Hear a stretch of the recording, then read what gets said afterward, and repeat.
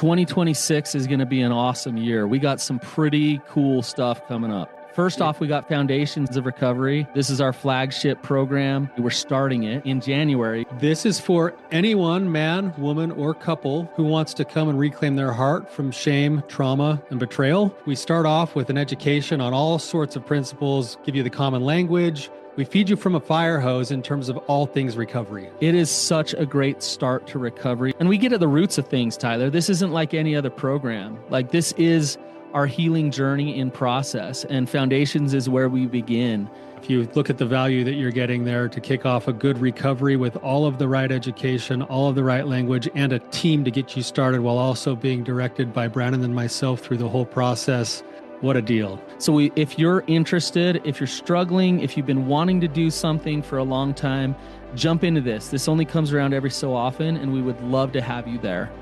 Click the link in the description to sign up for it. And to make it even sweeter, we're also including a raffle for a free pass to the Radiant Dawn retreat. Anyone who signs up for Foundations will be added to the raffle for that free Radiant Dawn pass. If you're a man and you sign up for Foundations, your name still gets entered, and you can give that pass away if you win it to any woman that you want to. So what you're saying, Tyler, is if you sign up and participate in Foundations, you could possibly go to Radiant Dawn for free? That's exactly what I'm saying, which is crazy because Foundations by itself is already an insane value. Man, I sound so salesy. But it actually is awesome. So come to Foundations. And even if you don't come to Foundations, sign up for Radiant Dawn. It's beyond therapy, the best healing experiences that you can have. Click the link below and come join us. How do I stay out of shame when my partner needs me to just listen? Welcome to the Real Talk Recovery Podcast with the Therapy Brothers. We're brothers, we're therapists, and we know recovery. Bring your stories, your questions, your successes with real recovery.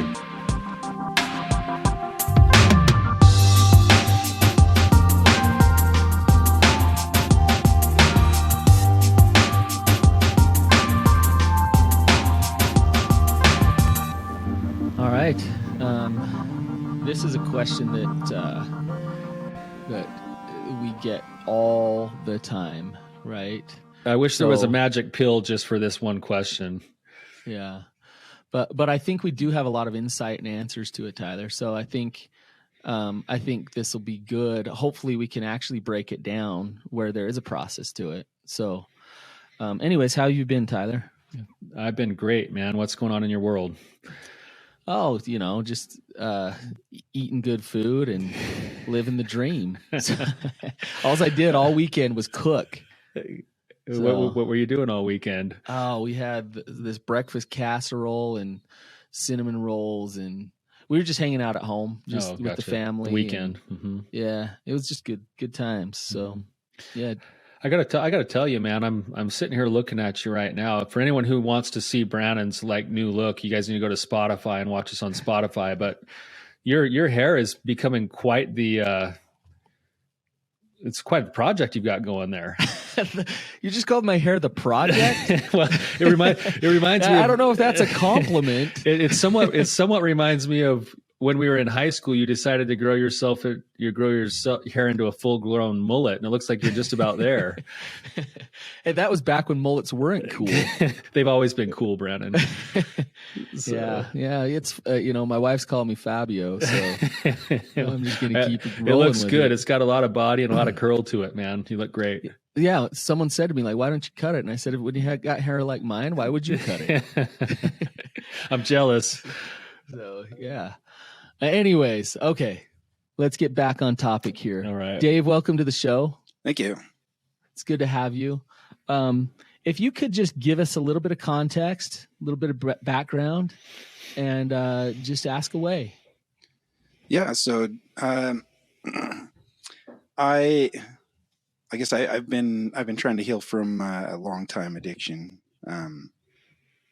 to pornography use, and it's been, I guess I started on my journey to recovery a long time ago, 2008. I had recently been divorced from a very short marriage, and then remarried about a year it was about a year later to my current wife. And I've gone through the ups and downs of recovery, long sobriety, and then long relapses, I guess. And of course, through all this, probably for the last decade, I really didn't understand the difference between shame and guilt. And the past couple years, I backslid a lot, and harder and farther than I had ever previously, to the point where I was seeking to. I had attempted an extramarital affair, and as wonderful as my wife is, I don't know why she puts up with me. We're still married through all this, going through this process for us both to heal. But due to how long this has been an issue and how many times it's come up and cropped up, and she's experienced betrayal trauma pretty hard, and there will be times where I won't even really do anything that I think is wrong, but it'll trigger her.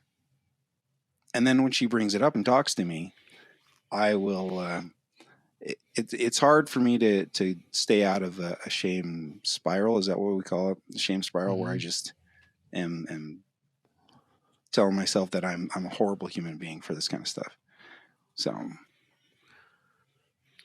Dave, when that happens, like when your wife brings it up and you find yourself hearing whatever she says being interpreted into you're a horrible human being, what does that end up doing in terms of your reaction back? Like, what's your typical response back to your wife? I usually shut down. Like I won't talk. I'll get real quiet, and she'll ask me if I'm okay. She'll ask me what's going on. I won't say anything. I'll keep to myself. I try to work through it without talking to her or anybody else. And so that's typically my response. So when you say you shut down, she comes to you with something that she wants to talk about, and she never gets a response back from you because you kind of implode. You go into yourself and kind of pull away, disappear, and then she feels like she's got to caretake you. Yeah, exactly. So sometimes she'll pry and prod to ask what's really going on, and eventually I cave and actually talk to her. But yeah, for the most part, it's I've broken this woman, and I can't do anything to help her. So why try?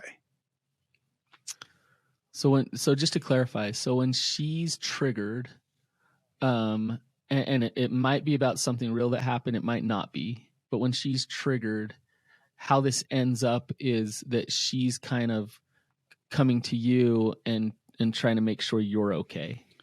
Well, she'll come to me with her concerns, and she expresses her concerns, and I try to acknowledge it, but it's very short, canned responses, if that makes sense. So, and then you shame trigger. I shame trigger. And then she comes back and tries to make sure that you're okay. Yeah.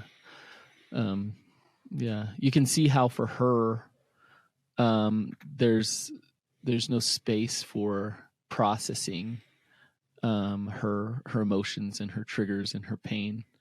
And she probably, and this is just my guess, she probably feels pretty hopeless and alone with those things. Yeah. I would guess. Yeah. And not only does she feel alone with how I respond to her, but she seems to feel alone in that she doesn't really have much support outside of our relationship to talk to somebody.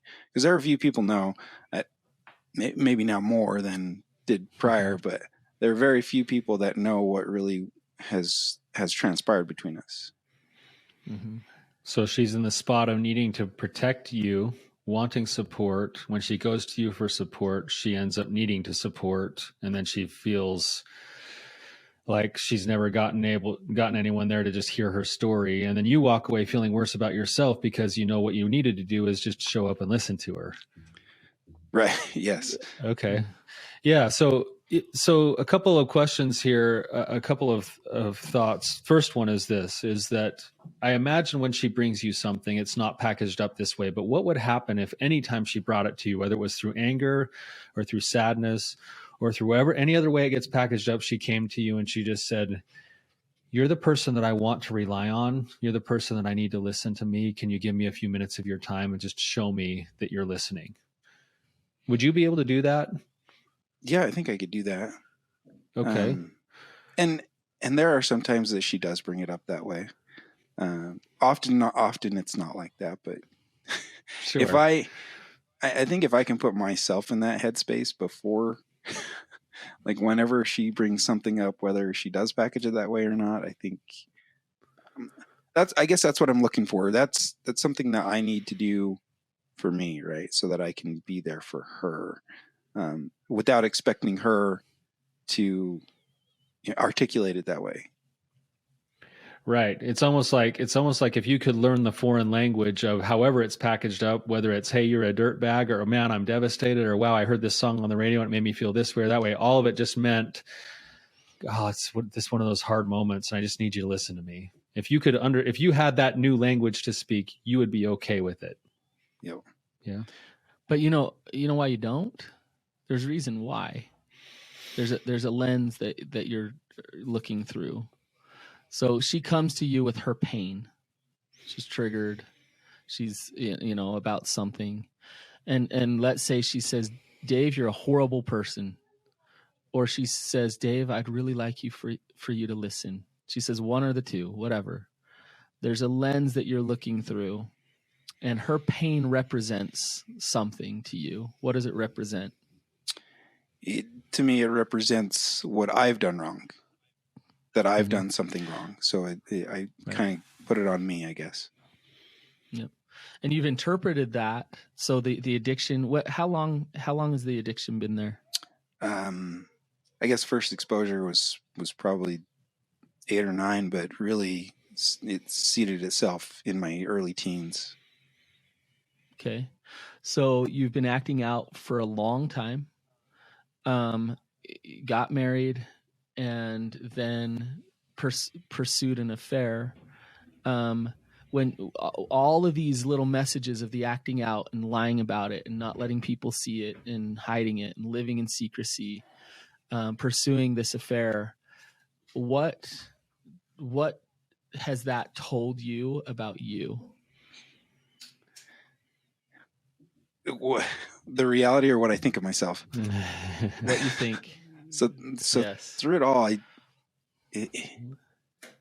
I get this feeling, especially when I'm deep in a shame spiral, I get this feeling that there's no redemption, there's no hope to actually heal and get over this. Right? And then I think that when my wife does bring up her concerns, whether she says it, frames it well or not, I get back into that same thinking. Yeah. Yep. And yeah, I like what you said there. No redemption. Like there's no hope. There's no, I am who I am. I'm this broken, horrible person who is not capable of truly creating safety and love in my relationship. So here she comes with her pain. "Hey, Dave, I'm in pain." And you're like, "Oh my gosh." Underneath all of that, that's how you're seeing things and feeling, right? And so you're way away from actually stepping into and holding her pain, because her pain is an indictment of the very thing that you think is true, and the thing that you don't want anybody to see, right? Yeah, Tyler, I was going to say, well, Dave actually had a response, but I think you're teasing out what was the real response was. He said, I hate when she brings me her pain because it means I'm the person who did these things to her. But what you're teasing out, Brandon, is that what does that mean if I did those things to her? It means that I'm irredeemable, I'm hopeless, I'm a failure, I'm weak, I'm inadequate, I'm not good enough. And so every time she's coming with her pain, it's not like, oh yeah, I did those things, dang it. Like, it's proof. And now she's exposing that proof that I'm like, even in the way you introduced yourself today, Dave, you're like, I don't even know why she's still with me. You know, like, you know, and maybe there's some truth to that, but underneath that statement, there's a belief inside of you that's actually causing all the problems, which is that there's a piece of you that honestly believes that you're unlovable, that you don't deserve to be with somebody. And here she is, she's constantly trying to tell you you are so that she can have what she wants. And that's what's getting in the way. I'm wondering, Dave, like, you've been doing the recovery work for, you said several years. How many years have you been doing recovery work? I started attending recovery meetings in 2008. 2008 is when you started. Okay. 14 That's years. a long time. That's a really, really long time. And you said you've had periods of long-term sobriety and periods of relapse. Mm-hmm. I wonder how much emotional energy and how many hours you've put into being sober so that you can be a good person. Yeah. How do you put a number on that? I wonder I can imagine how frustrating it must be to put in that time, that money, that work, that heart, so that you'll eventually be good enough. Yeah, and I guess what's good enough, right? Like, I That's keep asking myself that question. That's the question. There's something wrong with the equation. In your head, there's some type of a promise that says, as soon as I'm sober for long enough, that will make me enough, instead of knowing I am worthy of love. I have the potential of being redeemable. I'm a work in progress and I fail sometimes, and that's okay. And I'm going to put all my time and effort into becoming the best man I can be, because I know that's who I am and how I need to manifest to the world. But it's, the equation is backwards right now, where it's perform so that you're good enough, instead of know that the fact that you're here breathing and talking makes you a miracle, and you get to go grow into your best self. Tyler, going along with what you're saying, I want to ask you, Dave, when did you first start, like, really rejecting yourself? Like, what life experiences and what feelings came when you started thinking, I'm bad, I'm flawed, I'm disgusting, I'm wrong, I'm not okay? Yeah, that's a hard question to answer. I think that a lot of, and I don't want to place blame on my parents, but the way that I think the generation that I was in was raised, there was a, I'm going to say it was a shame-based culture, meaning that I felt, and I don't know that my parents really feel this way, but I felt that I had to do certain things to be seen as good enough to them. Like, I had to get the good grades, had to attend youth groups and Boy Scouts, these kind of things, and when I didn't, so I kind of am on one end of the spectrum of shame, I guess, is not overperforming but underperforming. So my brother was on the other end of that spectrum. Like, he was the Eagle Scout, the 4.0 student, and I was the exact opposite. So when I actually started really internalizing that and rejecting myself, it was probably, I don't know. That's a hard question to answer. There's so many things packed into that. Well, it's interesting, shame culture. Now kind of throw in the mix of the sexual acting out. I imagine you didn't run straight to your parents and say, "Hey guys, this is happening." Right? So here I am as Dave, underperforming, not living up to what I should be. And then also being very sexual. You're a very sexual being, right? And so I imagine that threw fuel on the fire here a little bit with this self-rejection and shame culture. Can you speak to that a little bit? My sexuality? Is that where you're? Well, yeah, just like when you started acting out and hiding it, but feeling like you're not living up to kind of these expectations that you have with your parents. What did that do to you? Well, I became a habit to hide other things that weren't to their expectation, or what I thought their expectation of me was. I think further back into my teenage years, like I had a magazine clipping that I kept in my underwear drawer that I would go to anytime I was bored or stressed or upset. I'd shut myself in my room and be there alone for a while. Yeah. And when you'd act out with that, how would you feel about yourself, like afterwards? And shame. Yeah, like I don't know how else to describe it. Like, what did that shame say? What did it say about I've done something wrong and I'm unworthy. And I can't tell anybody about it because I'll get in trouble. Yeah. So because if they really know me, they'll reject me. Exactly. Me, right. And how many times did that happen? More than I can count. If I were to put a frequency on it, in my early teenage years, it was almost daily. Yeah. So you can see how this lens is really getting created, right?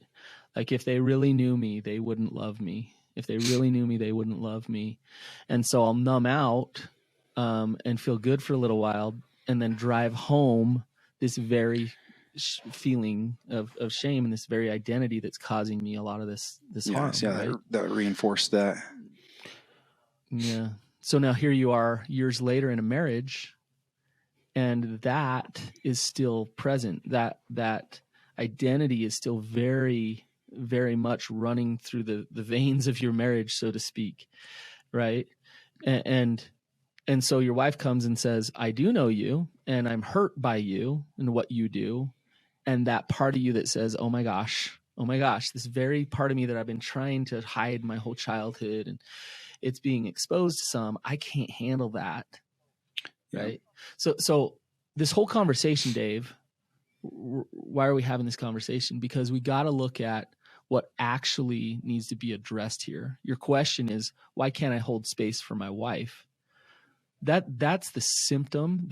That's when you look at this, it's like, of course you can't hold space for her, because deep down there's this demon in there that is tearing your soul apart. Yeah. Right. So we need to deal with that demon in order for you to be able to hold space for your wife. Yes. Does that make sense? And I would suspect that one of the reasons why your addiction has gotten stronger and grown more powerful, if you want to call it that, is actually because you've been looking for an answer to that demon, but you've been looking for it in ways that actually fuel more shame continually. So, Dave, if we were to ask you, like, what was it that led you to pursue an affair? Was it just the sex?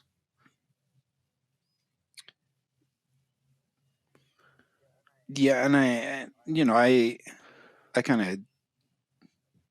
think I remember you guys talking about something like that. I can't remember exactly how it was framed, but I kind of justified my own feelings, right? Because I felt, I don't know if rejected is a word, but I felt unfulfilled with some aspect, and I projected that onto my wife.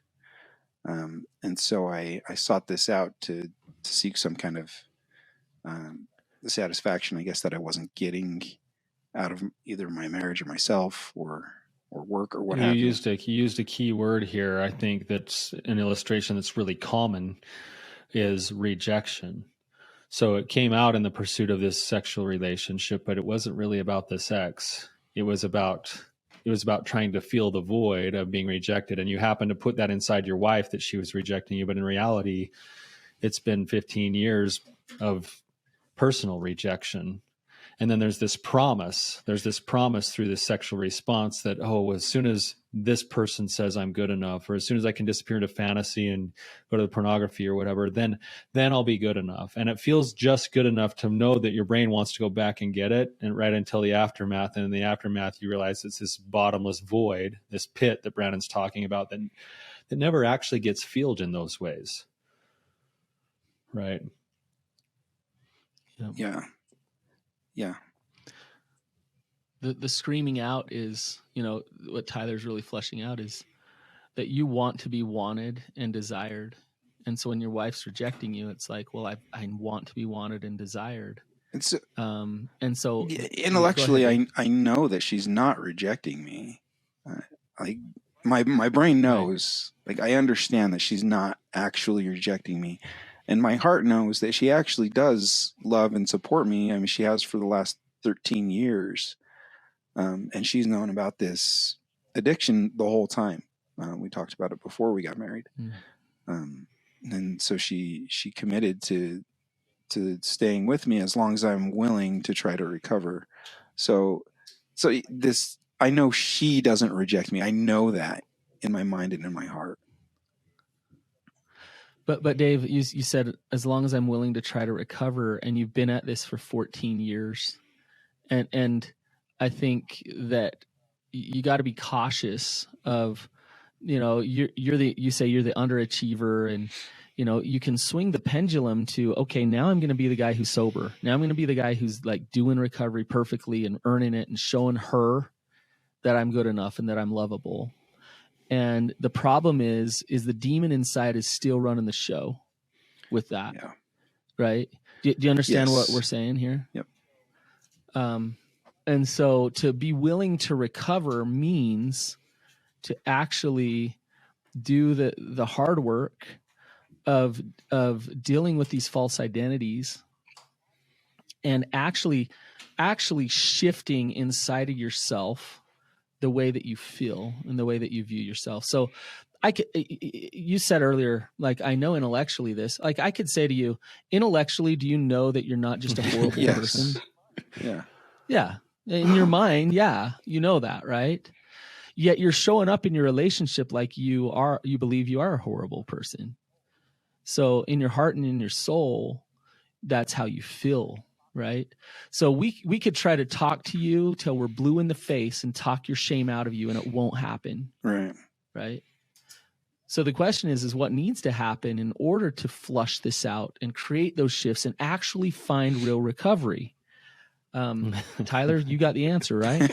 Well, I think I have some. Give it to me. That's why I'm I here. think I have some principles that you've probably heard of before, but maybe haven't had the heart attached to them, that aren't going to be the instant answers, but they'll be part of it. And then I also have another thought I want to come back to.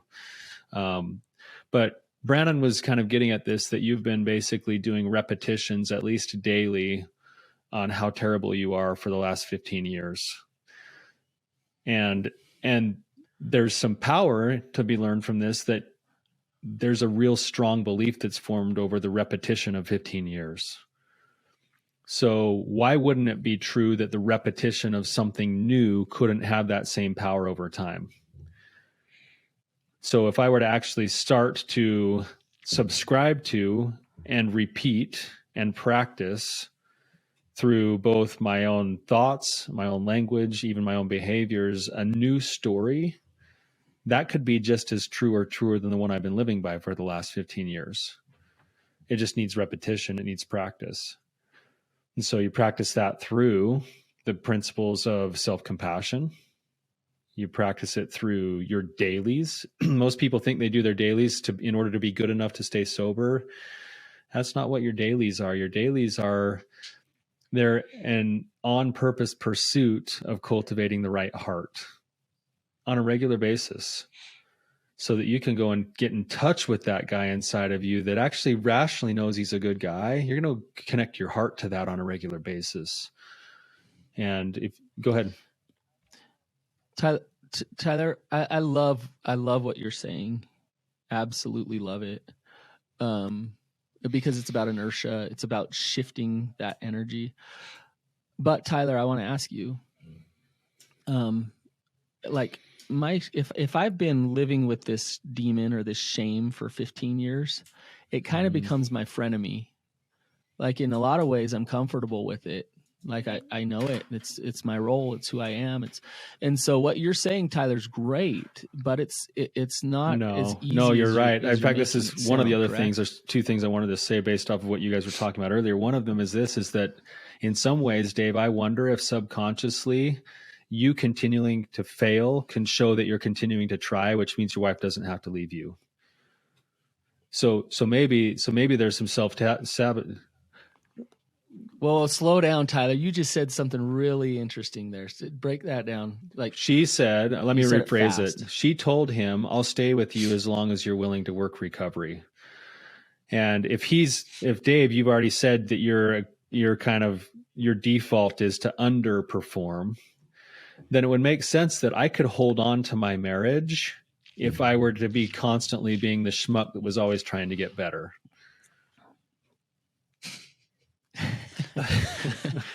That's an interesting way to put it. Well, it's true. She'll never leave me now. I get to hold on to her the rest of my life because she's promised she'll stay as long as I'm working. I get to play the role of being the damaged, broken one that always has to be working on getting better. And if I start to get too good, well, that puts me in new territory. That's scary because now there's no guarantees my wife stays anymore. Yeah, I completely changed who I am at that point. That's what is, I guess the way I would look at it is I'm a whole new person. Why would she stay with me if I'm this completely new person? And I guess the point that I want to get to in my relationship is she needs healing and I want to be there for her healing. And if I have to be like, I guess what does that look like for me? Right? Am I that new person? Well, let's talk about that. Like the new person, and I'm going to package this up because you said this earlier and Brandon kind of helped identify it. My main reason why I pursued my addiction, the main reason why I pursued the extramarital affair was because I wanted to feel needed and desired. And every single time your wife comes to you and wants to talk about a trigger or talk about her pain, all she's really saying is, I want you to be my person. You are needed and desired. And what Brandon's been getting at is the disconnect between what you're hearing, which is, oh, I'm terrible, and what she's saying, I want you to be my person. I need you. I desire you to be my person, is your belief that doesn't allow yourself to see that that's what she's asking for. Right? So how do you do that? Well, I think part of it is practice. Part of it is recognizing that. Part of it is recognizing that that's exactly what happens. So here's where I was going earlier is that the minute you feel your shame, the autopilot of shame shuts you down, right? But the truth is that you can start to use that. The minute you feel your shame, that gets to be the actual catalyst for new practice. Boom, there it is. I know my shame. I don't know how it feels inside of you, Dave. Like maybe you could describe it for me. What does your shame feel like in your body when you feel it? Well, I haven't really thought about it. How does it feel in physical, like a physiological What's your physiological response when you feel shame? I literally hang my head. Right, like my shoulders roll forward, my head hangs. I slink into my chair or wherever I'm at, and I just exist as the blob that I feel like. Okay, perfect. So you're going to start to pay attention to that physiology because that'll probably be the thing that kicks off before you even recognize you're in shame. And I'm the same. My head hangs, my shoulders feel heavy. I feel a pit in my stomach. My chest kind of constricts, and I feel everything want to close in, almost like I'm imploding. Right. The minute that you feel that, that's the new call to action. And then the new action is pretty much to act opposite to everything you've done in the past. Right? It's like, oh, there it is. So now I actually need to hold my head up high. I need to make eye contact. I picture myself taking my shame and I put it right outside myself and I go, I'm going to get to you in a second. But right now, this is about her. Like she's invited me into this space. She's saying, I need you. Right? you get a chance to step in and practice that. And you're going to use your shame as the catalyst. It's going to be the new thing that goes, oh, practice. I'm going to practice. Here it comes again. Oh, look, I've had this 1,000 times today. I get to practice for the 1,000th time today. Right. With her pain, this is a beautiful thing that God set up. With her pain, Dave, comes massive opportunity for you as an individual, for her as an individual, and for your relationship. And without her pain, that opportunity wouldn't be there. So when we talk about Dave knowing that he's just a piece of crap that, acts out, and that's, over and over and over again, that's what you've learned. Well, guess what? When she comes and she says, hey, ouch, I'm hurting, you get a couple of really awesome healing things happen. You get to say, you know what? I'm going to practice hanging in here with you, even though I'm feeling like I'm a piece of crap. Like I'm going to believe that I'm not. I'm going to believe that I'm not, so much so that I'm going to let you have your perspective, and I'm going to validate you, and I'm going to hold space, and I'm not going to take it personally, and I'm going to empathize with you. And let's say you do that, Dave. For her, now she's processing grief. All of these triggers, you're actually helping her desensitize some of these triggers and deal with the pain deep inside of her. And you're showing up as a supportive person for her. So this is good for her, right? But it's also doing something for the relationship. It's helping her realize, oh my gosh, like I actually have a partner who's an actual support and I feel safe with, right? But here's the deal. I make this all sound like it's so wonderful. It is if it works, right? Let's say it doesn't. Let's say she's in pain, and she comes with her pain, and you try to hang in there with her, and you feel like you just get bludgeoned. You just get, just raked over the coals. Yeah, that's for sure. That's how I have felt like that for sure. All right. Yeah. All right, Dave. But this is what I want you to understand is there's opportunity in that. What's the opportunity in that? I don't know. I don't know. Okay, this is your own personal work. So at this point, this is where you can say, I showed up as a warrior who wanted to create love with my wife in that moment. And you know what? She got mad and she told me all this stuff.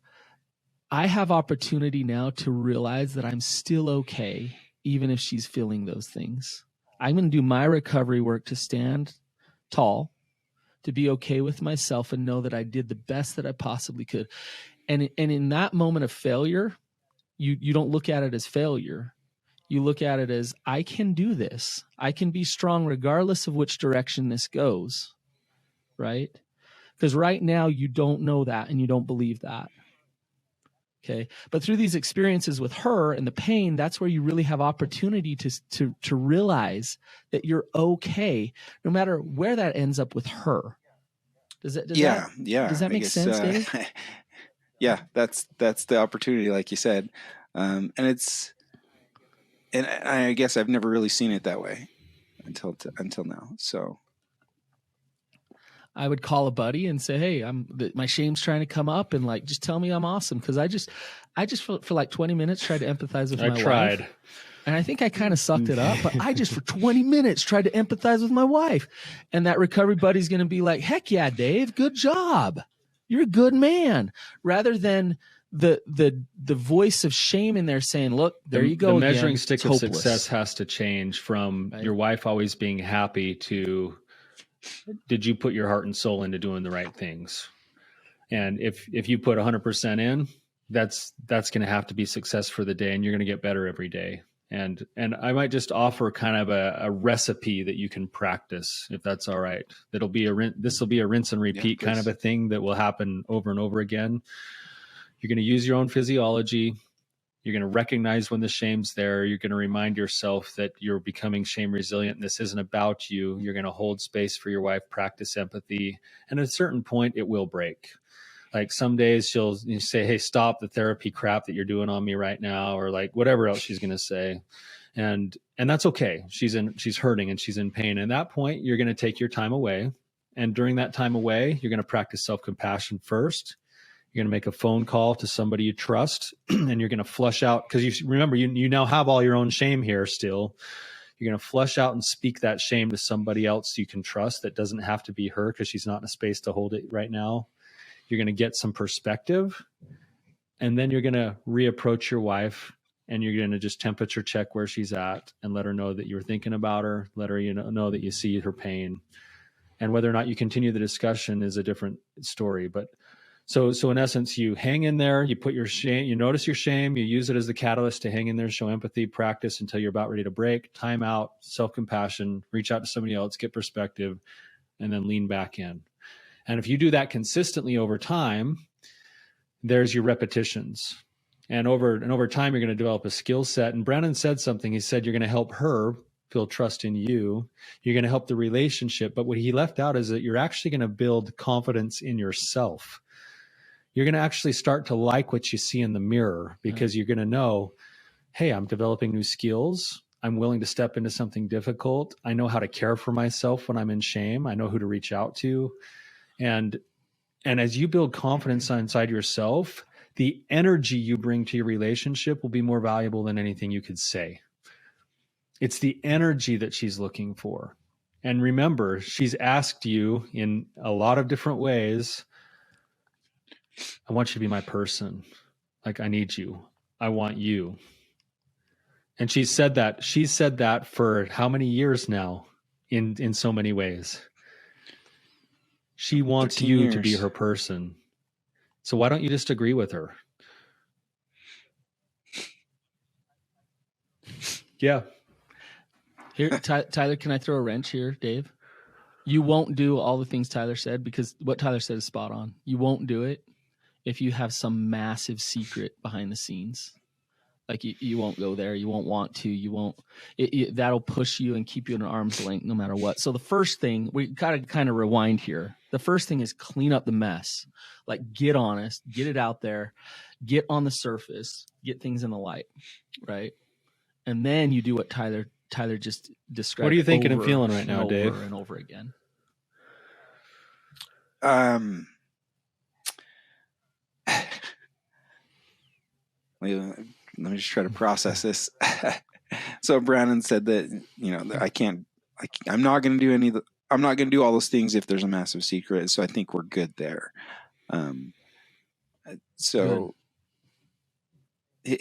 This has been really good. So what I'm thinking is, these are the tools that I've been looking for and I haven't had.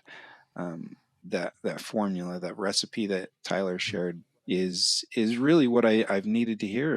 And you, both of you, reaffirming that she said and continues to say that she wants me to be her person and be there for her.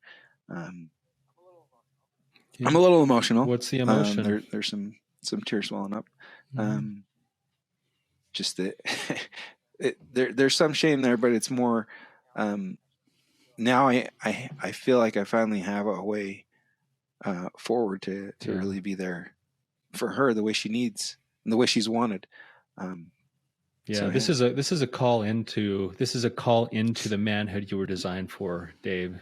There's something inside of you. The reason you're having that emotion is because you know that you were designed to be that kind of a man for your wife. And this is not a shame thing. This is a call up. And Brandon and I are both calling you up, man. Like, the world needs you to show up as Dave, not as the schmuck that's always going to be making mistakes. Would you stop calling him a schmuck? All right, Dave, I got a challenge for you. And by the way, I'd love to see you at our retreat in the fall, up in Bear Lake. But and the reason I say that is because at those retreats, you actually have experiences that are contrary to all of this shame. It's like, oh my gosh, like I did that. How did I experienced something different? But here's my challenge for you. if you do anything in your life, no matter how much money you make or don't make, or how awesome your podcast is that you The Nerd produce, Thread. or what's the name of that? Yeah. Oh, the Nerd Thread. Okay, check it out, guys. Well, no matter what you do in your life, here's my challenge for you. Figure out how to love yourself. Whether you do hour upon hour of EMDR, or you go down to Peru and do plant medicine, or like your quest is not sobriety. Your quest is not knowing how to perfectly empathize with your wife. It's turning the tables on this narrative and saying and figuring out, I love myself. I've been through this process, Dave. I started my life with pure rejection of myself over and over and over again. And I can tell you that it's absolutely possible to not spend the rest of your life with this demon running the show, right? But you got to be open to it, and you got to be willing to actually experience something different in order to let that demon go. So that's my challenge to you, Dave. And if you need more resources or ideas or things that you can do to really step into that and to feel that, Tyler and I are happy to share that with you. Dave, thanks so much for being willing to come on the show. You asked a question that gets asked to us 100 times a week, and I know that the answer is more process oriented than maybe you or anyone else would like, but the principles we're talking about here are absolutely true. And for those of you listening, if you found this valuable, please share it with someone who might benefit from it and start practicing those principles.